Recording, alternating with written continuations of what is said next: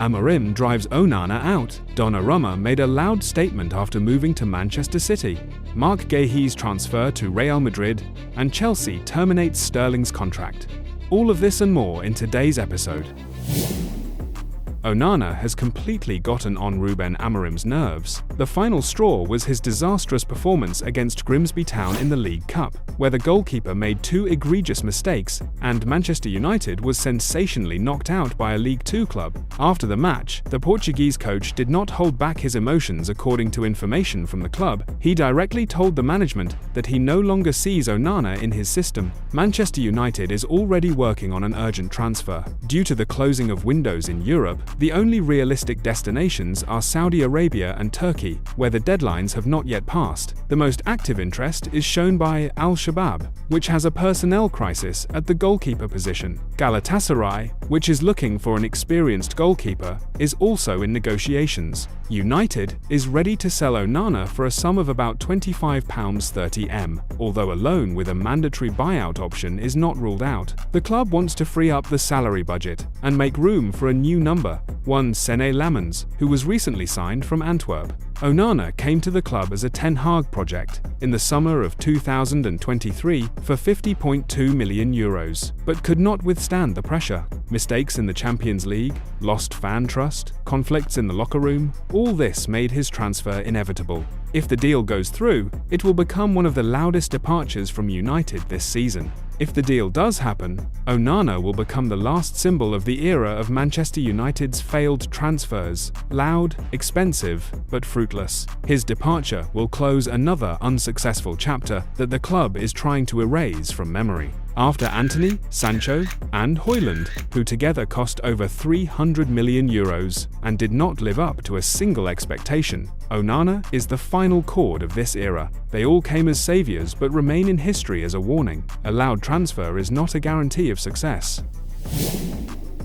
Donnarumma made a loud statement after moving to Manchester City. The newly minted City goalkeeper did not hold back his emotions in his first interview in Manchester after the transfer from PSG for €30, 35 million.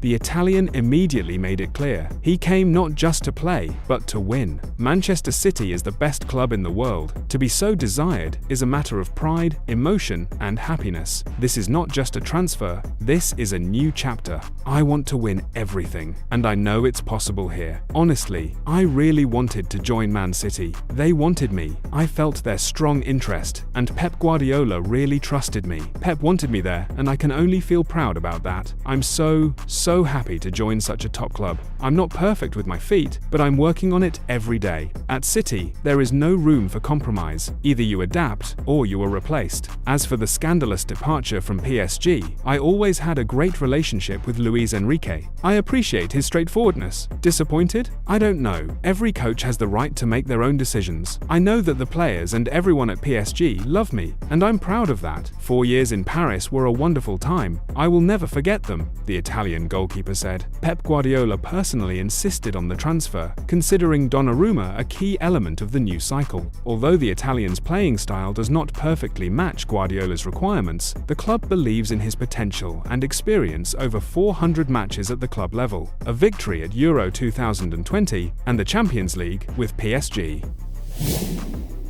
If Liverpool had offered £55 million for Mark Guehi at the start of the transfer window, the deal would have been closed without any drama, but the club delayed, and when they finally offered £35 million, everything was hanging by a thread. Guehi agreed, a medical examination was scheduled, but Crystal Palace scuppered the transfer after an ultimatum from Oliver Glasner, who threatened to resign. Now, Guehi is extremely unhappy. He does not plan to extend his contract and is determined to leave as a free agent next summer. And here, Real Madrid appears on the horizon. The Spanish club has long had Guehi on their shortlist, but now the situation looks as convenient as possible. The player is disappointed, his contract is coming to an end, and Crystal Palace is losing control. Real is considering the option of signing the Englishman in the summer of 2026 as a free agent, without a transfer fee, but with a solid signing bonus. Guehi is openly determined to change clubs, and a move to Real looks like a logical logical step. The club needs reinforcement in central defense, especially against the backdrop of Alaba's unstable form and Militao's frequent injuries. Internal sources in Madrid confirm that negotiations with the players' representatives have already started, although officially the parties are silent for now. For Liverpool, this is a loss not only of a transfer target, but also a reputational blow. The club failed to complete a deal that was almost done. Crystal Palace is in an even worse position. They lost the chance for £55 million and risk being left without their captain, without any compensation. Guehi, meanwhile, is preparing for a new stage in his career, and if nothing changes, his next club will be a top-tier one. Fermín López explained why he rejected Chelsea and stayed at Barcelona. The Barca central midfielder gave a candid interview in which he clarified everything about the summer interest from Chelsea. The London club tried to sign Fermín, but he made it clear his heart belongs to Catalonia. "I see myself completing my contract until 2029 at Barcelona. I don't want to leave. I love this club," Fermín told Mundo Deportivo. It was previously reported that Barcelona set a €500 million clause to protect its talent from potential buyers. López himself added, "My priority has always been Barcelona. This club is my childhood dream. It's always nice when other clubs show interest in you, but the truth is, I always wanted to stay and succeed at Barca." However, not everything is so smooth at Barca. After the Barcelona match with Rayo Vallecano, which ended in a 1-1 draw, the atmosphere in the club became tense, and not because of the result itself, but because of what happened after the final whistle. In the 40th minute, the referee awarded a penalty after a foul on Lamine Yamal. Everyone expected Rafinha to take it, as he was the main taker last season, but Yamal, without hesitation, walked up to him and gestured that he wanted to take it himself. Rafinha looked surprised, even a little confused, but after a short pause, he handed the ball to the young prodigy. Yamal confidently converted the penalty, and that's when it got interesting. During the celebration, he made a crown gesture on his head, as if proclaiming himself king. Cameras captured Rafinha, looking at him strangely, not aggressively, but with a hint of misunderstanding or even slight irritation. This moment was immediately picked up by social media, and after the match by the press. At the press conference, Hans-Dieter Flick said a phrase that immediately became the headline of the day: "Ego kills success." We have players who need to understand that teamwork is not an option, but an obligation, without names, without specifics, but with a very clear hint, and the media immediately began to look for who it was directed at. Pedri, as one of the leaders, did not avoid the topic. "Yes, we have egos. Sometimes it gets in the way. We have to be honest with ourselves. This is an internal confirmation that a problem exists." And here all eyes turned to Lamine Yamal. In the match, he played very individually, several times, ignored obvious passes, and his behavior was emotional and demonstrative. Add to this his status as a media star, parties, and scandals, and the picture is complete. But when journalists asked Yamal himself, he replied, "I don't think it's about ego. We all want to win, and everyone has their own style. I respect the coach, but I don't agree that the problem is in character." This looks like an indirect denial of Flick's authority, and although the club is officially silent, behind the scenes they are already talking about the need for an internal conversation between the coach, Yamal, and the team's leaders. Because if this is not resolved, the conflict can grow into something more than just a difference in views.